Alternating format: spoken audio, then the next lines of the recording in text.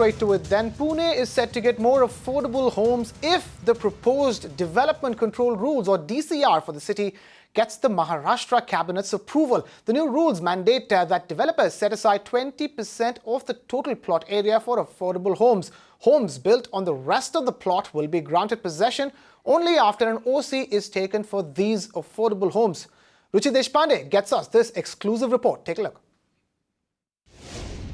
The city of Pune is all set to get a fresh supply of affordable housing if the proposal for its new DCR, or Development Control Rules, is passed by the Maharashtra State Cabinet. Let me just take you through what the provisions are regarding affordable housing within the area of Pune Municipal Corporation. Well, first off, any developer who is issued a plot of 4,000 square meters or more has to keep aside 20% of the net plot area only for affordable housing. Now, these houses have to be 30 to 50 square meters in area, and they have to be sold by the developer to MADA, which is also the state housing body. Now, if MADA chooses to reject or not accept these plots, then the developer can go and sell these affordable housing plots in the open market.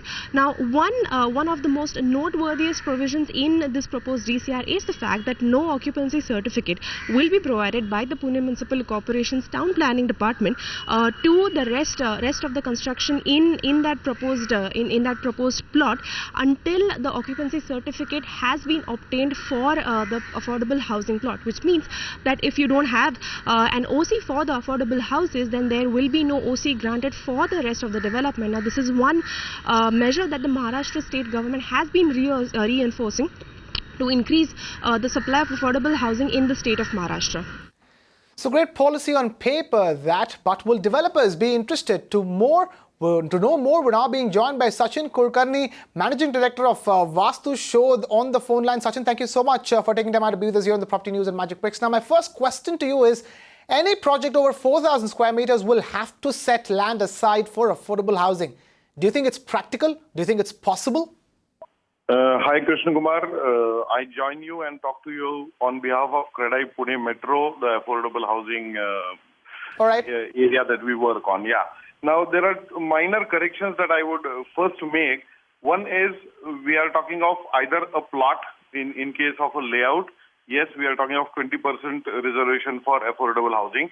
But I think Pune now doesn't have that land, the luxury of having a land for layouts of plots anymore. So we will essentially talk about the FSI. So it is 20% of the basic FSI that is reserved for inclusive housing, that is housing between 30 and 50 square meters.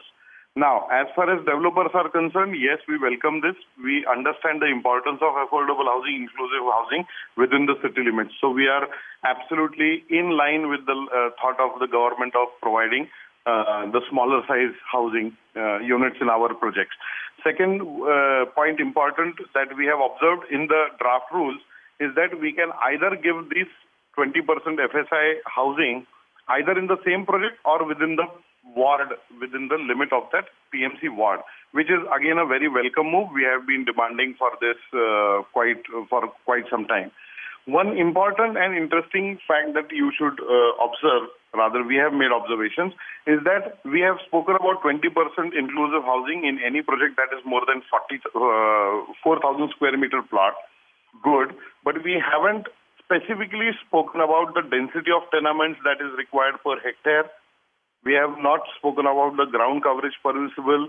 We are silent on the requirement of parking for such units, because parking is now becoming a very major issue when we are planning our projects.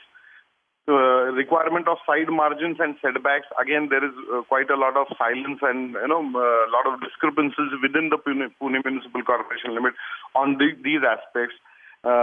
So I think we need to be more exhaustive when we set up guidelines as a policy. This is a policy, this is not a rule. This will stay for the next 15-20 years.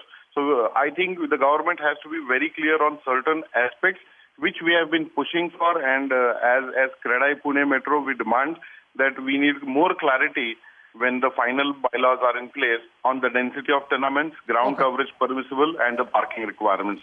All right, Mr. Kulkarni, there is no mandate for MADA to buy land set aside for affordable housing. Do you think that will be posing a problem?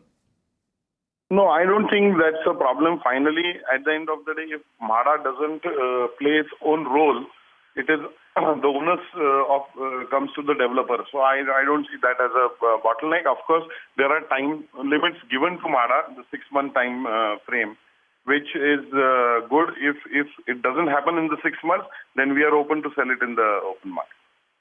Right, clearly there is a move to measure outcome, Mr. Kulkarni, but holding back OCs for regular projects, according to you, is that a fair deal? See, we should understand the intention of forming such regulations. The intention is to create low-cost housing within the city, for which we as CREDAI have always supported. So we are very clear on that. Holding OC to ensure that simultaneous construction for the free component as well as the EWS component is ensured at the project site is, again, I don't see a problem. So it's a OC. It's not that you are giving a commencement certificate for the open part of the FSI after a OC. So I think OC for the rest of the project after the OC of affordable units, I don't see that as a problem. That's not a bottleneck. All right, so that's not a problem. But Mr. Kulkarni, one last thing before we let you go. Tell us, do you actually see this policy increasing the supply of affordable homes? Because at the end of the day, that's the intention for more affordable homes supply to enter the market. Do you think that will happen? I think we have always welcomed any effort from the government side to increase supply of affordable housing. And we will, as an industry, play a very important part in making it available. But as we have always seen, some policies come and there are some gray areas which are not clearly defined. Once those definitions are in place right at the rules and at this level, the draft level, I think it makes our life easy, because then it is nothing is left for interpretation of, sanctioning authorities. So I think that area where we need specific effort from the government or the policy makers, of the people who are experts who have drafted these policies, give us 100% clarity on how it is going to work, and we will ensure that we wholeheartedly support it and be a part of it. So I think clarity on the policy itself is very important. On the bylaws, particularly as I mentioned, the density, ground coverage, requirements of parkings and so on. All right, we will let it go at that. Mr. Sachin Kulkarni, thank you so much for taking time out to be with us here on the Property News on Magic Bricks Now. You can watch live TV on our website mpnow.in. Find us on Facebook at facebook.com/Magic Bricks Now. And don't forget to click the like button. You can also follow us on Twitter at Magic Bricks Now. To stay updated with all our programming, hit the subscribe button on our YouTube channel by logging on to youtube.com/Magic Bricks Now.